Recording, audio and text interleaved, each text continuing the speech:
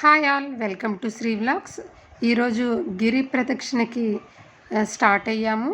కొద్దిగా ఎర్లీగా స్టార్ట్ అవ్వడం వల్ల ఇంకా ఫ్లవర్ డెకరేషన్ అనేది జరుగుతుంది. అక్కడ మీరు స్వామివారిని చూడొచ్చు. ముందుగా మన మనసులో ఉన్న కోరిక అనుకొని కొబ్బరికాయ కొట్టి అక్కడి నుంచి ప్రదక్షిణ అనేది మొదలు పెడతాము. మామూలుగా అయితే స్వామివారి రథం మొదలైన తర్వాత గిరి ప్రదక్షిణ అనేది స్టార్ట్ చేస్తాము. కానీ మేము కొద్దిగా ఎర్లీగా స్టార్ట్ చేయడం జరిగింది. ఈ గిరి ప్రదక్షిణ అనేది ఒక పవిత్రమైన ఆచారంగా చెప్పుకోవచ్చు. ఈసారి ఈ ప్రదక్షిణకి నాతో పాటు మా ఫ్రెండ్స్ పాపలు ఇద్దరు కూడా నడిచారు. ఈ గిరి ప్రదక్షిణలోని మనకి అన్ని సౌకర్యాలు కూడా బాగుంటాయి. మనకి మంచినీటి సౌకర్యం ముఖ్యంగా ఇది ఎంతో అవసరం. అంతేకాకుండా వాష్రూమ్స్ కూడా ఎక్కడికక్కడే మనకి చాలా బాగా అరేంజ్ చేశారు. ఎక్కడైనా డస్ట్ అది ఉన్నట్లయితే జీవీఎంసీ వాళ్ళు కూడా చక్కగా క్లియర్ చేశారు. చాలామంది అక్కడ ఉచిత మందులు కూడా మనకి అరేంజ్ చేశారు. మధ్య మధ్యలోని స్వామివారివి చిన్న చిన్న మందిరాలు ఉంటాయి. మనం అక్కడ చక్కగా దండం పెట్టుకొని అక్కడ కొంతసేపు కూర్చొని మళ్ళీ మన జర్నీ స్టార్ట్ చేయొచ్చు. చాలామంది సేవాభావం ఉన్నవాళ్ళు ఈ ఫ్రూట్స్ అవి కూడా నీట్గా పీల్ చేసేసి పీసెస్గా కట్ చేసి నడుస్తున్న భక్తులకి ఈ ఫ్రూట్ సలాడ్ టైప్లోని అందించేవారు. అంతేకాకుండా మంచినీళ్ళు అక్కడ వాటర్ ప్యాకెట్స్ కానీ వాటర్ బాటిల్స్ కానీ బాగా సప్లై చేసేవారు. చిన్న పాప అండి, ఇక్కడ చూసినట్లయితే చిన్న పిల్లలకు కూడా సేవాభావం నేర్పుతున్నారు పేరెంట్స్. చాలా సంతోషంగా అనిపించింది.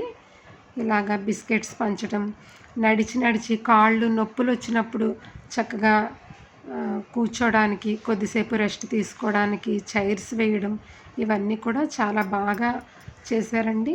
ఇలాగే 19.5 km అలాగే నడిచేసాము. రోడ్డు పక్కన మనకి ప్రదక్షిణ చేసిన భక్తులకు స్వాగతం చెప్తూ కొన్ని బ్యానర్స్ ఉన్నాయి. మేము మొట్టమొదటిసారిగా ఇక్కడ కొద్దిగా పులిహోర, కొద్దిగా ఫ్రైడ్ రైస్, కొద్దిగా చక్కెర పొంగలి తీసుకున్నాము.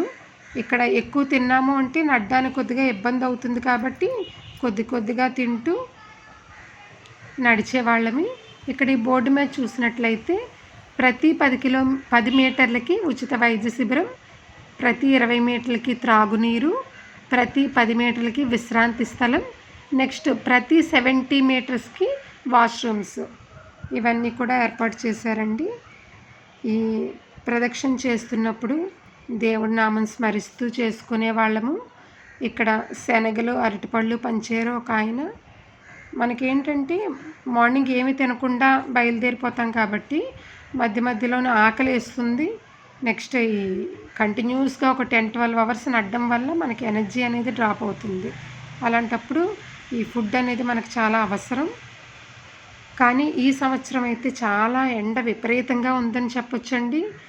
ప్రతి సంవత్సరం కూడా గిరి ప్రదక్షిణకి అసలు ఎంత ఎండ ఉండేది కాదు, మబ్బుగా ఉండేది, వర్షం కూడా పడేది. కానీ ఈ సంవత్సరం చాలా ఎండ తీవ్రంగా ఉంది. నేనైతే చున్నీ ఇలా కప్పుకొని తిరిగాను.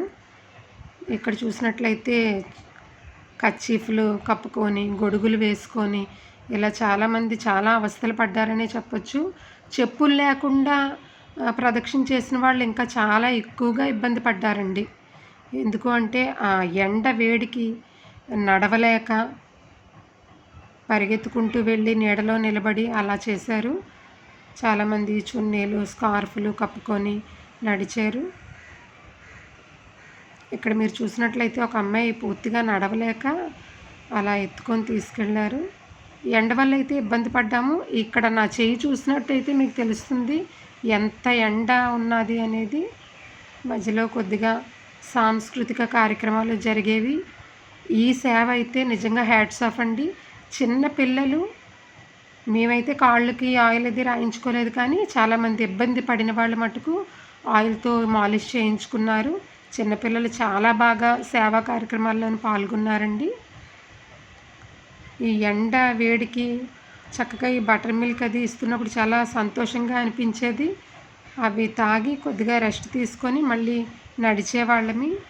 ఈ ప్రదక్షిణ వల్ల పాపాలు తొలగుతాయి, అంతర్గత శాంతి వస్తుంది, దైవిక ఆశీర్వాదాలు పొందుతామని నేను చాలా దృఢంగా నమ్ముతాను. అలా హనుమంతవాక జంక్షన్ వరకు కూడా అలా నడిచి వచ్చేసాము. ఇక్కడ స్వామివారి మందిరం చిన్నగా ఏర్పాటు చేశారు. అక్కడ కొద్దిసేపు స్వామివారి పాటలు పాడుకొని కొద్దిగా అక్కడ రెస్ట్ తీసుకొని స్వామివారికి దండం పెట్టుకొని కొద్దిసేపు కూర్చొని మళ్ళీ జర్నీ అనేది స్టార్ట్ చేసాము. ఇది చివరి మజిలీగా చెప్పుకోవచ్చండి. ఇక్కడ ఎన్ఏడి దగ్గర నుంచి ఆ సైడ్ రూట్లో నుంచి వచ్చినట్లయితే 4 km ఉంటుంది. అది చాలా క్లిష్టతరమైన ప్రయాణంగా చెప్పుకోవచ్చు. అదంతా కంప్లీట్ చేసుకొని స్వామివారి దగ్గరికి వచ్చేసాము. మళ్ళీ కొబ్బరికాయ కొట్టి అప్పుడు ఇంటికి రావడం అనేది జరిగింది. చాలా అద్భుతమైన గిరి ప్రదక్షిణ కంప్లీట్ చేసుకున్నాము. మళ్ళీ వచ్చే సంవత్సరం గిరి ప్రదక్షిణ ఎప్పుడు వస్తుందా అని ఎదురు చూస్తున్నాను. అందరికీ స్వామివారి ఆశీర్వాదాలు కలగాలి. Thanks for watching Sri vlogs.